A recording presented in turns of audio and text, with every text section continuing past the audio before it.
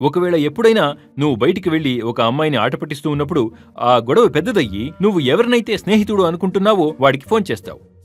వాడు నీకు సహాయం చేయడానికి ఒక 4-5 వెనక వేసుకుని వచ్చి నిన్ను కాపాడతాడు. అటువంటి వాడు నీకు స్నేహితుడు. నిన్ను పరీక్షల్లో కాపీ కొట్టించేవాడు నీకు స్నేహితుడు.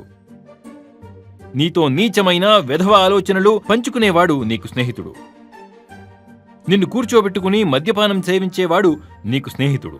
ఒకటి తరువాత ఒకటి చెడు అలవాట్లు అన్నీ అలవాటు చేసి నిన్ను పాతాళంలోకి తీసుకెళ్లేవాడు నీకు స్నేహితుడు. ఎవరైతే నీ జీవితం నాశనమవ్వడానికి కారకులయ్యారో వాళ్లు నీకు స్నేహితులు. నువ్వు దేన్నైతే స్నేహమని భ్రమపడుతున్నావో దాని నుండి బయటికి రా.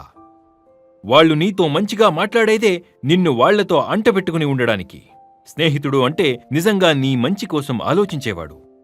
నీ జీవితాన్ని వీలైతే ఇంకొక 4 అడుగులు పైకి తీసుకెళ్లగలిగేవాడు అతడు నిజమైన స్నేహితుడు.